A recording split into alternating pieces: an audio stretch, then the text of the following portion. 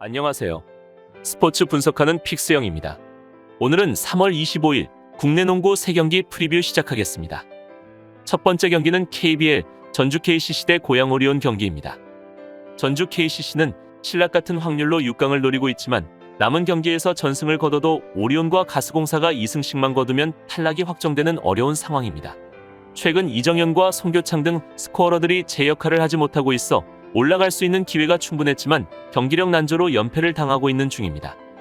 고양 오리온은 DB를 잡고 6강 플레이오프 진출의 5부 능선을 넘었는데 DB와의 연전에서 모두 리드를 내주며 어려운 경기를 했으나 클러치 상황에서 모두 역전승을 거뒀습니다. 메이스의 부상에 풀타임을 소화 중인 할로웨이가 매 경기 20득점 이상과 함께 골밑을 장악했고 이대성이 팀을 잘 이끌고 있습니다. 또한 이승현이 지난 경기에 돌아온 점도 팀에게는 큰 힘이 되는 중입니다. 최종 승부 예측입니다.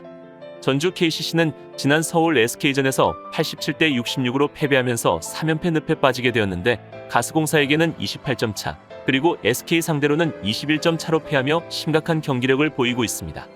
라거나가 20득점 14리바운드로 활약하긴 했지만 송교창과 정창영, 이정현, 김지환 등 주요 선수들의 야투가 부진했는데 전체 야투 성공률이 36%에 머무르면서 내외곽에서 모두 고전하며 완패를 당했습니다.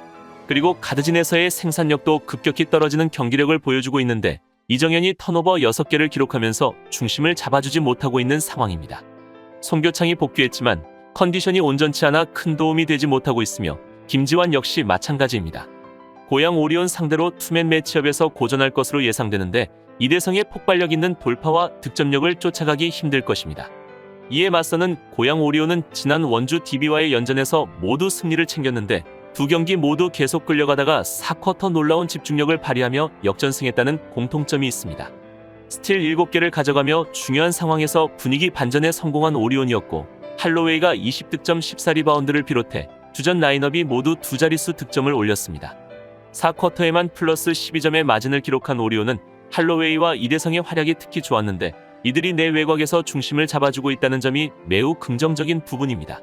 이승현 또한 지난 경기 복귀하면서 13득점 3리바운드를 올리는 등 현재 풀전력 소집이 가능하기에 프론트코트진과 빅맨 라인에서의 단단함, 그리고 수비 지원을 통해 오리온이 우세를 가져갈 수 있겠습니다. 그렇다면 이번 맞대결에서 고양 오리온이 최근 연전 연승을 거두며 분위기가 한껏 올랐지만 체력적인 부분을 절대 무시할 수 없는 상황인데 오리온은 KCC가 쉬는 동안에만 두 경기를 치렀습니다. 제임스 메이슨은 여전히 뛸 수 없는 상태이기 때문에 이러한 체력 부담은 고스란히 할로웨이에게 지워질 수밖에 없습니다. 오리온 선수들이 급격한 체력 저하를 보일 타이밍이 됐고 이는 공격 효율 저하로 이어질 것이기 때문에 지난 19일 경기 후 충분한 휴식을 취한 KCC 상대로 쉽게 우위를 점하긴 어려울 것입니다. 그러나 KCC 역시 최근 경기력을 보면 참담한 모습인데 라거나와 이정현만 분전할 뿐 나머지 선수들의 득점력 부진이 이어지고 있어 우세를 예상하기 어려운 상황입니다. 따라서 금일 경기는 3번 포지션과 외곽슛 약점이 분명한 오리온이라는 점과 KCC가 상대전에서만큼은 상당한 수비 집중력을 보였다는 점을 고려한다면 저득점 양상으로 흘러갈 것으로 예상되기에 이번 경기는 언더 추천드립니다. 두 번째 경기는 KBL 수원 KT 대 안양 KGC 경기입니다.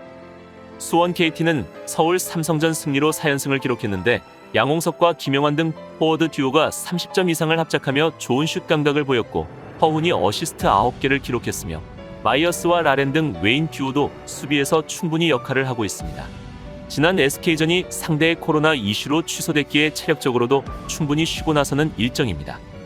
안양 KGC는 7연승의 신바람 행진으로 3위 자리를 굳혀가고 있는데 두 경기 연속 스펠맨이 부상 여파로 빠졌지만 데릴 멀로가 한 차례의 트리플 더블 포함 두 경기에서 골밑을 확실히 장악했고 오세근도 컨트롤 타워 역할을 잘해줬습니다. 무엇보다 문성곤의 야투가 기복을 보이고 있지만 리그 최고의 슈터인 전성현이 매 경기 눈부신 활약을 하고 있는 중입니다. 최종 승부 예측입니다.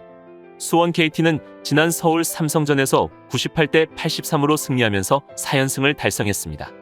양홍석이 17득점 5리바운드, 허훈 8득점 9어시스트, 박지원 8득점 3리바운드 5어시스트 등으로 활약하였고 정성우와 한희원, 박준영 등도 15분 이상 출전하면서 좋은 경기력을 뽐냈습니다. 벤치진을 적극적으로 활용하면서 주전 선수들의 출전 시간이 20분 내외로 많지 않았고 로테이션을 많이 활용하였음에도 서울 삼성을 무난히 꺾어낼 수 있었습니다. 수원 KT는 이번 시즌 상대전에서 3승 1패로 우세를 보여주고 있는데 아무래도 주전 의존도가 높았던 안양 KGC 상대로 외곽 매치업 및 벤치 생산력에서 수원 KT가 앞선 경우가 많았기 때문에 최근 연승을 진행하면서 주전 선수들뿐만 아니라 벤치진에서의 폼도 올라온 부분을 잘 활용할 필요가 있겠습니다.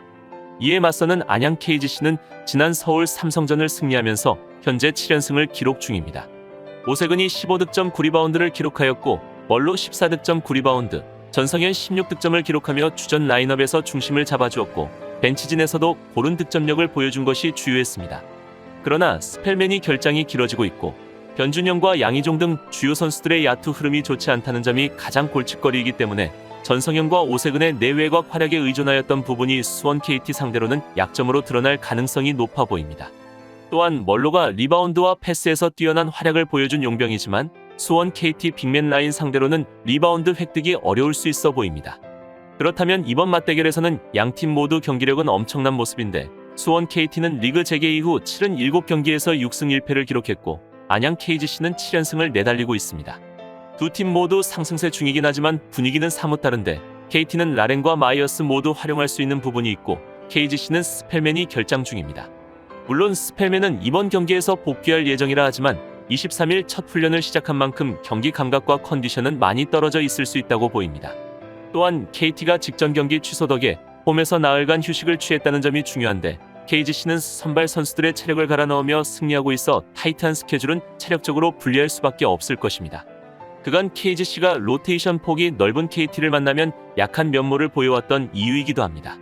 따라서 금일 경기는 KGC의 누구보다 강한 허훈이 2위를 굳히기 위해 홈에서 집중하고 경기에 나설 것이고 정성우가 변준영을 묶는다면 손쉽게 우위를 점할 것으로 예상되기에 이번 경기는 수원 KT 마인승 추천드립니다.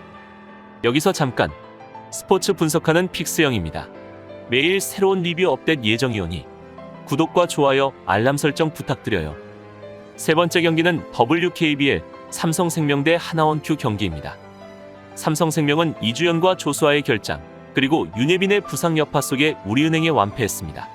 배혜윤은 김정은의 수비에 고전했고 앞선에서 경기를 풀어줄 선수가 없었기 때문에 아직 4위를 확정하지 못하며 마지막 경기까지 오게 되었습니다. 그래도 리그 최하위를 상대하기의 가능성은 충분한 상황인데 윤예빈이 돌아올 것이고 이주연은 코로나 격리 해제 이후 경기에 출전할 것입니다. 하나원큐는 KB스타즈와 우리은행으로 이어진 연전에서 선전했지만 원하는 연패 탈출은 하지 못했습니다. 김재영과 신지연, 양인영 등이 2일 연속 풀타임 가깝게 소화하며 초인적인 활약을 했지만 마무리가 아쉬웠습니다. 이 경기가 리그 마지막 일정이기에 주전의 출전 시간을 늘리는 경기 운영이 예상되며 연패를 끊어내기 위해 선수들이 한 발 더 뛸 것으로 보입니다. 최종 승부 예측입니다.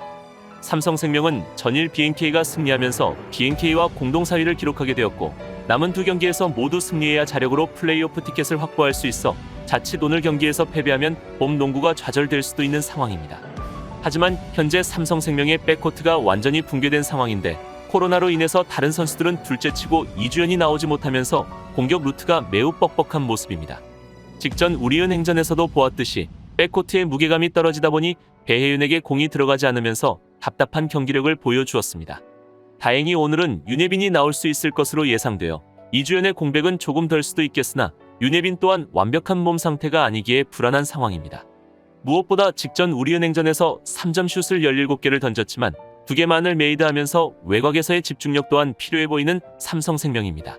이에 맞서는 하나원큐는 최근 경기를 보면 눈물이 나도록 투혼 중인데 백투백 경기를 치르고는 이틀 쉬고 또 경기를 치르게 됩니다. 직전 우리은행과의 경기에서 신지연과 양인영 그리고 김지영이 40분 풀타임을 뛰었기 때문에 분명 체력적으로 무리가 있을 것으로 예상됩니다. 다행인 것은 김면이 직전 경기에서 3점을 4개나 성공시키며 14득점을 해주었고 김지영이 22득점을 해주면서 그동안 신지연과 양인영에게 몰렸던 득점이 분산되었다는 점이 매우 긍정적인 상황입니다. 오늘 경기에서도 직전 우리은행전에서만큼만 해준다면 연패를 끊을 수 있을 것으로 예상되는데 무조건 연패를 끊겠다는 하나원큐 선수들의 집념은 오늘도 이어질 것으로 보입니다. 그렇다면 이번 맞대결에서 하나원큐는 어차피 최하위가 확정된 상태이기 때문에 봄농구와 상관없지만 동기부여는 삼성생명만큼 강할 것입니다. 무조건 승리를 하겠다는 집념이 강한 상황이며 삼성생명 또한 오늘 경기를 절대 질 수 없는 상황입니다. 현재 체력적으로는 분명 삼성생명이 우위를 보일 것으로 예상되나 삼성생명은 지금 정상적인 전력이 아닌데 이주연과 이명관, 조수아가 코로나 확진으로 인해 뛸 수 없는 상황이고 윤예빈 또한 컨디션이 올라오지 않았습니다. 결국 배혜윤에게만 기댈 수밖에 없는 상황이라면 지난 우리은행에서 보여줬듯 뻔한 공격만 반복하며 자멸할 수밖에 없을 것입니다. 따라서 금일 경기는 신재현과 김지영의 컨디션이 절정에 올라와 있는 하나원큐가 뒷선이 조금만 버텨준다면 충분히 좋은 모습을 기대할 수 있어 보이므로 이번 경기는 하나원큐 프랜승 추천드립니다. 이상으로 3월 25일 국내 농구 분석을 마치겠습니다. 내일도 새로운 리뷰로 찾아오겠습니다. 최종 분석 및 조합픽은 오픈 채팅방에서 무료로 공유해드리니 영상 하단의 고정 댓글 클릭해주세요.